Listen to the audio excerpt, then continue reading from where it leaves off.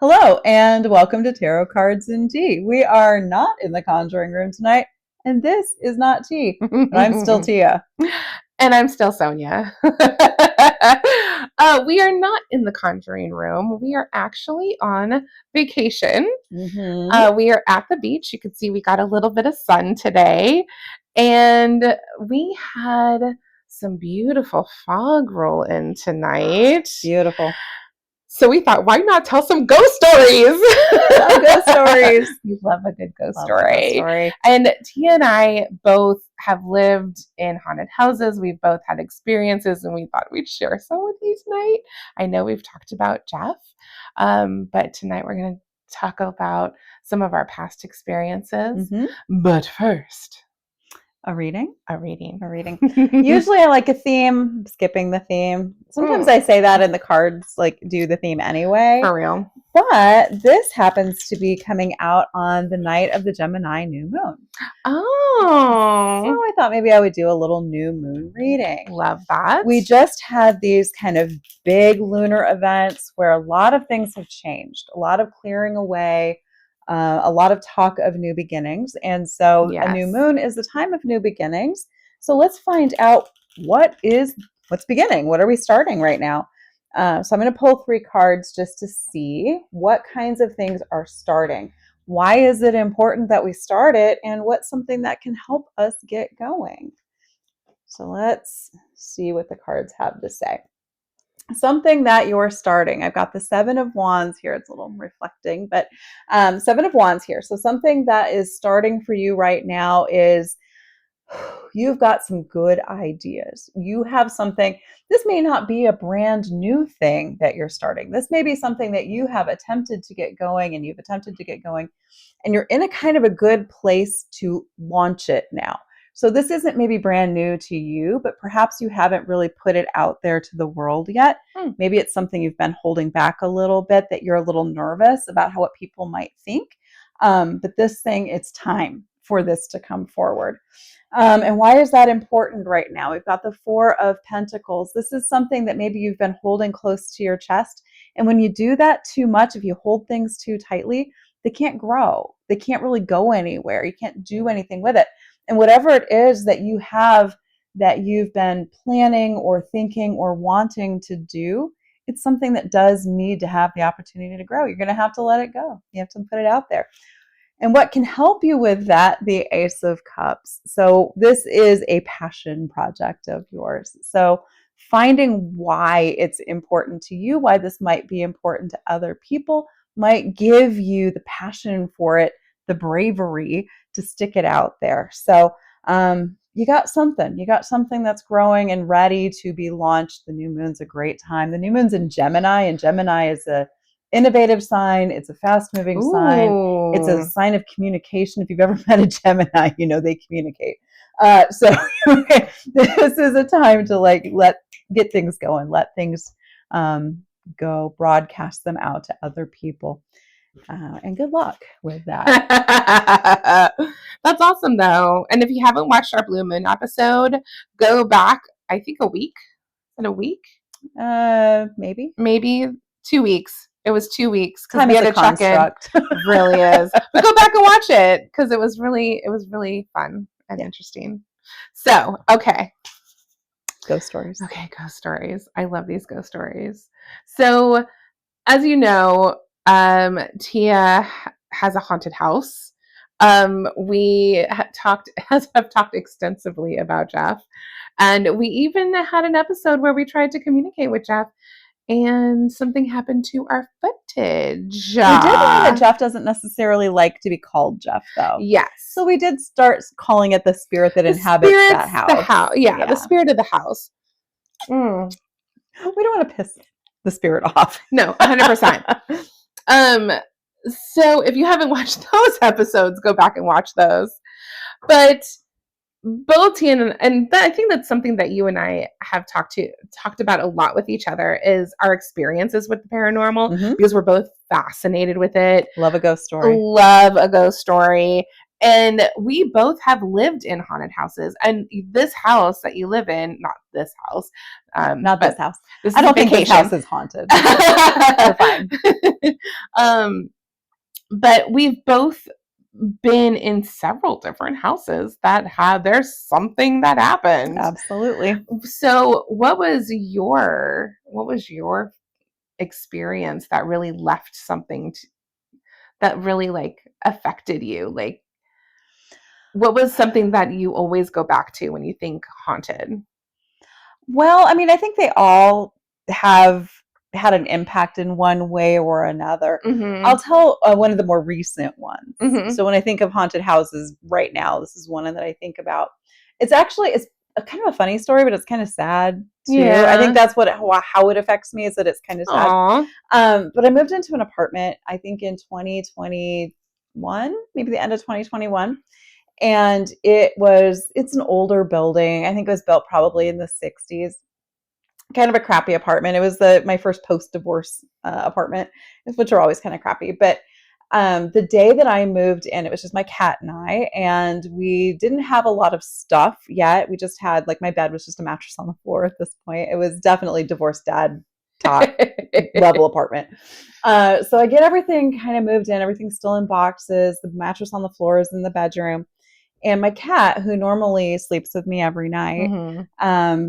Came into the room as I was getting set up to go to bed and wasn't acting right. Like, she didn't want to get in bed with me. She was acting kind of off, but it was, first night in a new place, and, she had just moved. So I didn't really think a lot of it. So I get ready for bed and I lay down, and I had the mattress against a wall. And I got in bed and I had my back to the wall, and I was on my side like this. I sleep on my side. And so I was facing out towards the rest of the room, and I closed my eyes, and then I felt something get in bed behind me. And I assumed it was the cat, right? Mm-hmm. She's still tonky. I can feel her when she gets on the bed. And Stella. Yeah. And so I'm laying there, and I open my eyes, and Stella is in front of me, and she's on the floor, like eye level with me. She's sitting on the floor right in front of me, and she's staring over my shoulder. And I was just like, oh, shit, right? And so I roll over and I look, and there's nothing there. And so I didn't really freak out, because I was just thinking, well, I'm just falling asleep, and I probably imagined it. You and I would probably have different reactions. Yeah, so I was just going to go back to sleep, but Stella was not having it. She started just losing her mind. She was meowing at me, and then she would run out of the bedroom, and then she would run back in, and she would meow at me again, and she'd run back out. Like, she wasn't going to let me get any sleep. And so finally I got up and I went out into the living room and went to sleep on the futon. And that happened, her like freaking out and not letting me sleep happened for weeks. She would not go in that bedroom, and she would not let me sleep in that bedroom. Aww. Right? So there was something happening. And then finally, one of the nights I was getting ready to go to sleep on the futon, the least comfortable futon on the planet. You have a perfectly good mattress. I have a perfectly good mattress in the other room that she's not letting me sleep on, and we're just crammed together on this little futon, right? So anyway, I was just falling asleep, and all of a sudden I got this picture in my mind of this dog. I'll back up. To my knowledge, no one ever died in the apartment that I was living in. It was an old apartment building. It had been there a while, but to my knowledge, no one had died in this apartment. And so whatever was haunting it, I didn't think was a person. And so when I closed my eyes to go to sleep, I got this image in my head, and it was a dog. And it was a big dog. It was very big, but you could tell it was very young. This was still a puppy. Long legs. Long leg, gangly. Very awkward and gangly. Aww. Like long ears. I don't know what kind of dog it was. It was probably, I'm assuming, a mix of some kind, but a mix of kind of like goofy things, right? So like big, huge paws and long legs and floppy ears. And it was laying on a couch. This might make me tear up a little bit. This is so sad. It was laying on a couch, and it had a toy, and it was covered in vomit. Like, this dog was it had thrown up, and it looked so confused. It was like it just wanted to play. But it was obviously very, very sick. Like it was just very sick. And so I think that whatever was haunting the house was this ghost of this puppy. And my cat is not fucking having it. Stella's like, fuck you, dog. Stella is like, fuck out. Absolutely not. I think that what happened was that first night I was there and I laid down to go to bed, that this puppy had gotten in bed behind me. Just wanted a pet. I'm dying right now. But so like I'm crying for a ghost dog.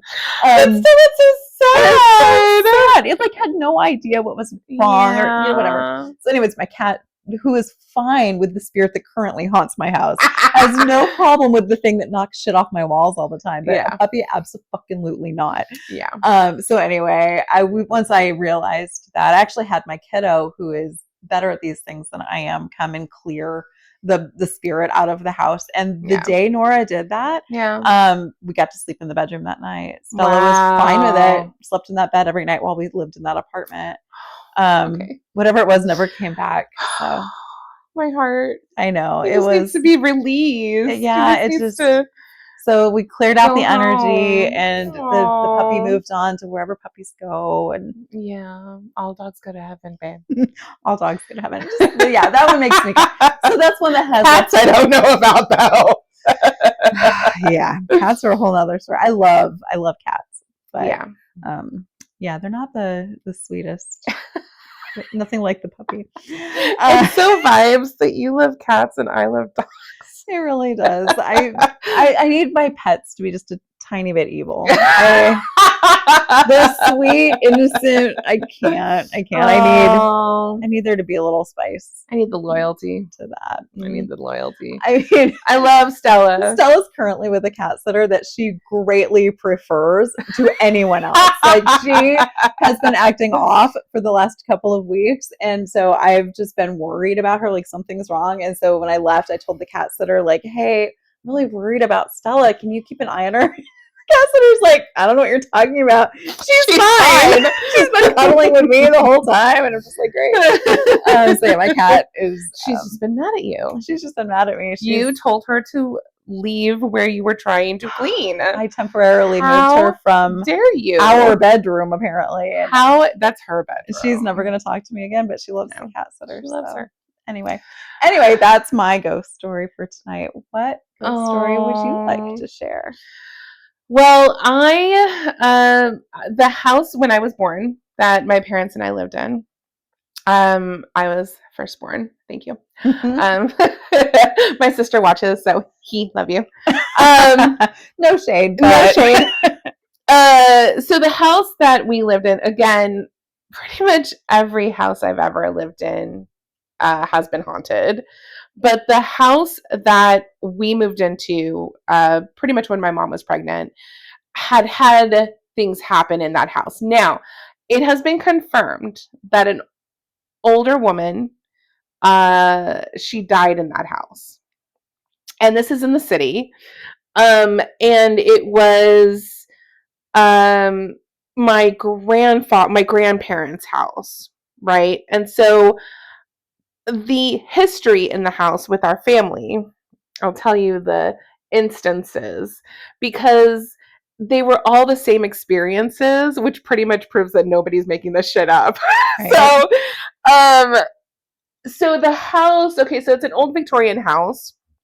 The front door is to the side of the house. When you walk in, there is a long hallway that goes all the way to the back, and it goes all the way into the kitchen.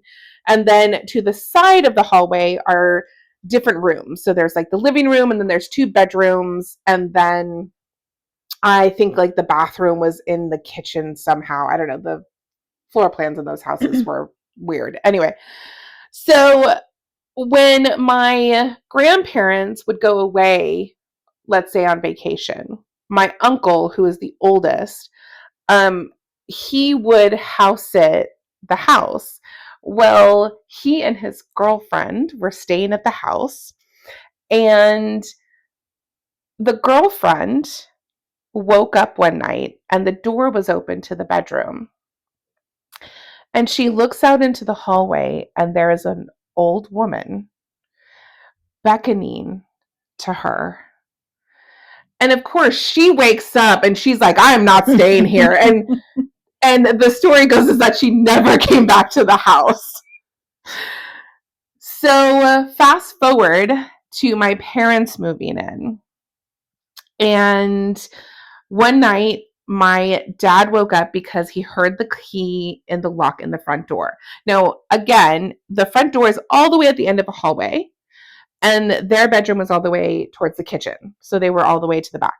So my dad hears the key go into the lock and the door open. He's thinking maybe it's dad, my grandfather, maybe it's dad coming in to check on something. Like, who knows? It was the middle of the night, so he thought it was weird. Then he heard footsteps. So he puts his hand over my mom's mouth and is like, quiet.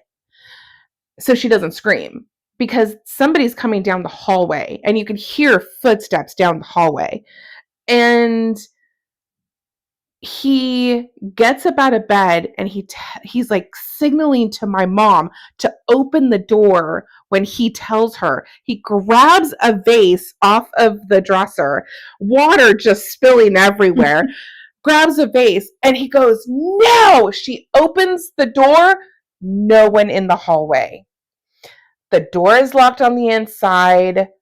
There is nobody in the house. And my dad, if you know my dad, he checked the entire house. Like, there was no way he was going to let anybody be in that house. My mom was pregnant. Like, and the dog even sat up. We had a Doberman Pinscher. Like, she was a guard dog. And he heard her jingle. So even she heard something and was like, somebody's here. Because he heard her growl really softly. And so those kind of instances happened. There was another story of one of my dad's friends spending the night with his girlfriend, and the same thing kind of happened to that girlfriend who never showed up at that house again. And so my dad, he ended up like talking to whatever the spirit in the house was. He was in the pantry and he was redoing something in the pantry, and all of a sudden the hairs on the back of his neck stood up, on his arms, like he was afraid, right? That like reaction, right? That physical reaction. And so he just started talking out loud, and he said, my family and I are moving in. My wife is pregnant. We're going to have a baby. You are welcome to stay here. We are also going to stay here and we can be here together. And ever since that, they never had a problem in the house. That's awesome. Yeah. Except sometimes we would see the dog like following someone, you know, when dogs like follow, and we never clipped her tail, so she still had a long tail and her ears were always floppy. And I love that. She was so cute. Anyway, she so she would follow someone down the hall, just and her little ears flopping. And you know when dogs are so happy to follow somebody, like, so she would do that, or she would like pick up, like she heard something and no one was there. So the spirit was still there. She just wasn't messing with your family. Yeah. So it was just, my dad kind of laid it out like, hey, we're going to all be here together. And so let's just coexist, shall we? Yeah. So that was the first house I ever lived in. And of course it was haunted. It was pretty much that the whole time. I feel like in the city, in those old Victorian homes, I would imagine all of them, there's such a rich history there. There is. It would be surprising to me if something wasn't haunted. There is. My grandparents owned the house down the street, and it was an old Victorian. It had survived the earthquake. It was built in the 1800s, and it was also haunted. I mean, there was a lot of instances where someone was walking upstairs, no one was upstairs. Cupboard doors would open, no one was in the kitchen, and it was an ongoing joke. We would try to close a cupboard and it would always open, and my grandmother would just be like, oh, it's just the ghost. And it was just always just kind of a thing. I love that. But I think like Nora is very sensitive. And I think that so was my grandmother, and so was my dad. So I think that it kind of runs in the family. Yeah, I think some people are more attuned than others. Like Nora is definitely, we're actually going to be doing another ghost story episode and having Nora back because they do have a lot of stories. They are very sensitive. I am so excited to hear stories from Nora because I know that they've had a lot of experience. They really have. Like I know a lot of the houses we've lived in have had some kind of spiritual energy, but I'm not nearly as sensitive to it as Nora is. Isn't it amazing how some people, because I mean, it's the same kind of with my family too. Like my brother and sister and I have completely different experiences in these houses. Yeah. And so I guess it kind of just depends on the person. I think too, it depends on how much you focus on ghosts or spiritual energy being the reason for things. Like one of the first houses I lived in was a cabin that I went to in the woods. Yeah, I went to school with someone whose dad had built 3 cabins, like by hand from scratch, and he was just like an old hippie dude. Yeah, and so these cabins were, they weren't to code. I'll just put it that way. Okay. And so when I first moved into this cabin, I kept seeing things out of the corner of my eye, and I thought I had schizophrenia because I was in my very early 20s, like in that range. You know, some mental health issues running in my family, and so I just assumed I was losing my mind. But it turns out I had mice, right? And so, probably half of the spiritual encounters I've had throughout my life, I've dismissed as being either schizophrenia or mice, right? Like I've just assumed that it was something other. So it may not be that I'm not sensitive. It may be just that I'm kind of dumb. I'm easily distracted. Like a cupboard's open. A cupboard's open. I assume I left it open, right? Yeah. There's probably a ghost who's just so frustrated, right? Trying to get your attention. Like rattling chains, and I sleep like the dead. I don't even hear it. All these cupboards are open, and I'm just like, God, I can't fucking remember to shut things. Like it's like just turning on and off lights, and you're just like have no idea. And I'm just like, God, I don't even want to know what it's going to cost to fix whatever's wrong with this house, right? I'm just like, I'm going to ignore it because I don't want to have to pay for it. So yeah, that's probably why. Is you're like, I'm just going to ignore it. I don't want to deal with it. Like I don't have time for this. Okay, I don't have time. I'm busy, right? I don't have time for open cupboard. Like somebody slams the door and I think it's a breeze. Like I'm not. You're like, instead of slamming cupboards, can you just fix the squeak? Yeah. like in order for me, I mean, truly, for Jeff to have made. I keep calling him that. Sorry. For the spirit to inhabit my house to get my attention, like literally had to like take something off a wall while I was sitting there and chuck it across the room, and then I was like, oh, I mean, that's a ghost. Like, that was literally him going, hey, like, oh, this might be haunted. Why did I just get the M&Ms? He does exist. He does exist. Yeah. So spiritual energy has to be very clear with me. Otherwise, I'm going to assume it's something else. So yeah. So anyways, Nora will be, spoiler alert, Nora will be coming another episode. To join us for another episode. And if you didn't see the episode with Nora before, go back and watch it. Yeah, that was a good one. Nora has great stories. Yeah. Yeah, we got a lot of feedback on that one because people remember that. Yeah. And because, spoilers, Nora went to, what was it that McConaughey House. Okay. It's the McConaughey House, I think. And somebody remembered, like people were commenting that they remembered it. Very, like, well-known. They remember that story. Yeah, it's a well-known house. Yeah. It's haunted. So yeah, they've done some very cool things. So go back and watch that episode too, because that was really interesting. And then of course watch the next one that we'll have in a minute. Yes. Watch all our episodes. Honestly, they're great. They really are.